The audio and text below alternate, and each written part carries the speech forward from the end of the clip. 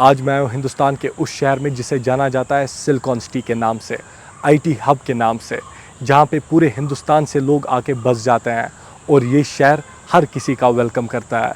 मैं आया हूँ बेंगलुरु।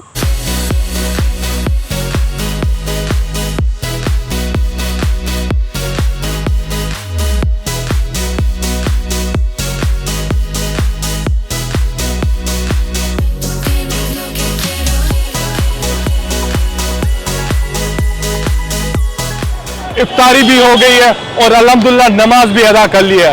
अभी मैं आया हूँ शहर के उस हिस्से में जहाँ की चहल पहल पूरे बेंगलोर में फेमस है। चले एक्सप्लोर करते हैं। ये है फेजर टाउन बेंगलोर, जो रमज़ान में हद से भी ज़्यादा बिजी रहता है। वीडियो देख के आप समझ ही रहे होंगे कि कितना ज़्यादा क्राउडेड होता है ये एरिया। यकीन मानिए इस एरिया को जाना जाता है इसके खाने के लिए। यहाँ आपको बेहद लजीज खाना और मुख्तलिफ ममालिक की डिशेस भी मिल सकती है। और तो और रमज़ान में ये मार्केट लेट नाइट तक खुला रहता है। अगर आप नॉनवेज की शौकीन है तो ये मार्केट आपके लिए एक मस्ट विजिट जगह है।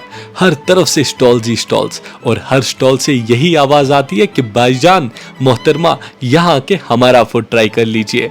यकीन मानिए हर स्टॉल से खाने की ऐसी खुशबू आ रही थी जो आपको अपनी तरफ आकर्षित करेगी ही करेगी। ढेर सारा खाना, mutton, camel meet, sea food जैसे प्रॉन्स, क्रैब, स्वीट, सब कुछ अवेलेबल है यहाँ। और हम भी ठहरे खाने के शौकीन, तो हम भी कैसे पीछे रह सकते हैं। तो चले हम भी अपना हाथ आजमा ही लेते हैं, इस रमज़ान का पहला चीट मील कर ही लेते हैं। सबसे पहले हम ट्राई करने वाले हैं इंडियन स्टाइल में बने वाले मलाई चाप प्रॉन्स। यकीन मानिए पहली बाइट में आपको समझ आ जाएगा कि ये प्रॉन्स कम्प्लीटली डिफरेंट है। मैंने इससे पहले भी काफ़ी प्रॉन्स ट्राई किए हैं, पर वो कहते हैं ना स्ट्रीट फूड का अलग ही मज़ा है। इतने टेस्टी प्रॉन्स शायद ही आपको किसी रेस्टोरेंट पे मिले। एंड यहाँ की चहल पहल इसके टेस्ट को लिटरली डबल कर देते हैं।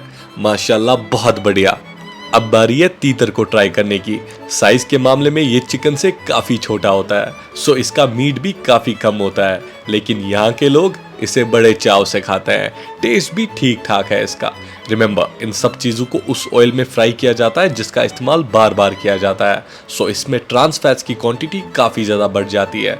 सो इसे हफ्ते में एक बार या 10 दिन में एक बार आप खा सकते हैं, लेकिन डेली बेसिस पे नहीं। So next is camel meat. Personally मुझे कैमल मीट बड़ा पसंद है, बस इसे सही तरीके से बनाना आना चाहिए और इन्होंने तो बहुत ही खूब बनाया था। पहली ही बाइट में मैं समझ गया कि ये बिल्कुल वैसा ही बना है जैसे मुझे पसंद है।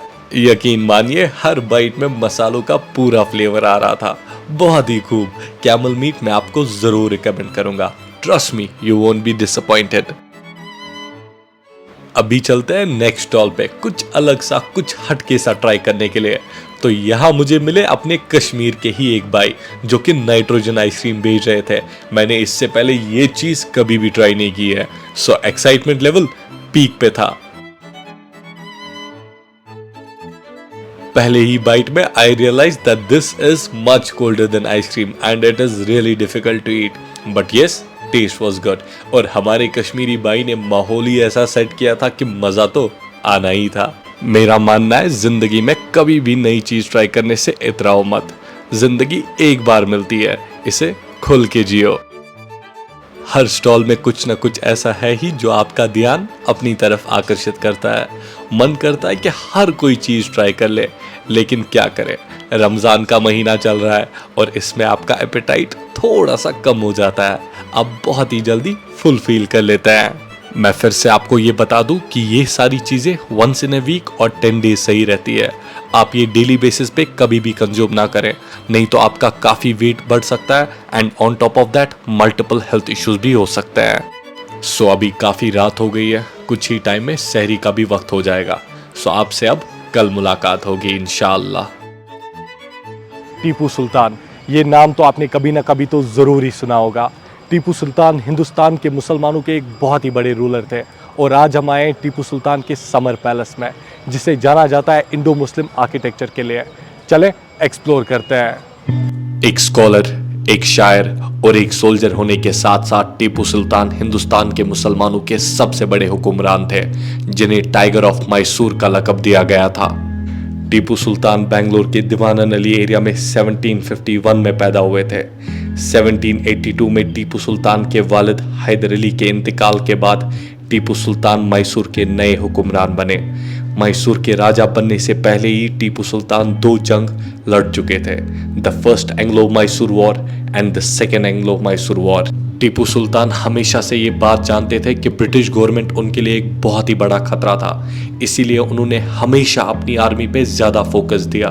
टीपू सुल्तान ने अपने दौर में अंग्रेजों के साथ 4 जंगें लड़ी, जिसमें से 2 जंगों में अंग्रेजों को बुरी तरह से शिकस्त दे दी और चौथी जंग में काफी नुकसान बर्दाश्त करने के बाद टीपू फिर भी मैदान छोड़ के नहीं भागे, लड़ते रहे और लड़ते लड़ते इनका इंतकाल हो गया। बेंगलोर में वाक़ा टीपू सुल्तान का ये summer palace Indo Islamic architecture का एक बहुत ही बड़ा नमूना है। टीपू सुल्तान के वालिद हैदर अली ने इसकी तामीर शुरू की थी और टीपू सुल्तान के दौर में इसकी तामीर पूरी हुई। चौथी एंग्लो मैसूर वॉर में टीपू सुल्तान के इंतकाल के बाद ब्रिटिशर्स ने इस महल को एज सेक्रेटेरिएट इस्तेमाल किया। This 2-story building is really unique because it is made up of entirely teak wood. There is an open-air swimming pool on the upper level and monumental columns topped with carved arches on the lower one. They have not only a decorative function but also support the foundation of the structure. The intricately carved wooden balcony and grand staircase are true masterpieces of Muslim architecture art. It is believed that Sultan used the east and west balconies for holding masses and other important state affairs. The ceilings and walls of interior are decorated with glass chandeliers, colorful frescoes, wood carvings and floral patterns. जैसा मैंने आपसे पहले बोला कि बेंगलोर को जाना जाता है सुहाने मौसम के लिए। पूरा साल यहाँ पे सुहाना मौसम रहता है, इसीलिए गर्मियों के मौसम में टीपू सुल्तान यहाँ पे आके रहते थे। काफ़ी छोटा महल है लेकिन अपने आप में ही बहुत ही खूबसूरत है। टीपू सुल्तान के समर पैलेस को एक्सप्लोर करने के बाद अब वक्त है अपनी अगली डेस्टिनेशन की तरफ बढ़ने का। अभी हम जा रहे हैं लाल बाग गार्डन, जो कि बेंगलोर के सबसे बड़े गार्डन्स में एक माना जाता है। पहले एक बार गार्डन के मैप को समझ लेते हैं ताकि इसे एक्सप्लोर करने में काफ़ी आसाइश हो।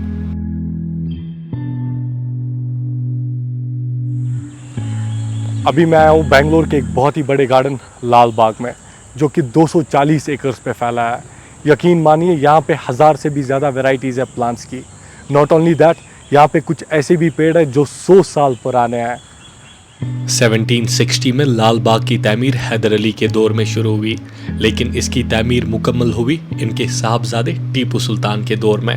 इस ज़माने में मुगल बागात बहुत मशहूर थे और कुछ इसी तरह हैदर अली भी एक बाग बनवाना चाहते थे। इस बाग की अहमियत तब ज़्यादा बढ़ गई जब टीपू सुल्तान ने हॉर्टिकल्चर का कंसेप्ट इस बाग में ऐड किया। इस बाग की खूबसूरती बढ़ाने के लिए मुख्तलिफ ममालिक से मुख्तलिफ अक़साम के पौधे मंगवाए गए। इस बाग का डिज़ाइन मुगल बागात की तरह कुछ मिलता जुलता है। यकीन मानिए, खूबसूरत होने के साथ साथ ये बाग की हवाएं, फ़िज़ाएं भी काफ़ी दिलकश है। बहुत सुकून का माहौल है इस बाग में और यहाँ पे हर एज ग्रुप के लोग आते हैं, चाहे बच्चे हो, नौजवान हो या फिर बुज़ुर्ग हो। सब यहाँ पे आके सुकून के कुछ लम्हे बिताते हैं।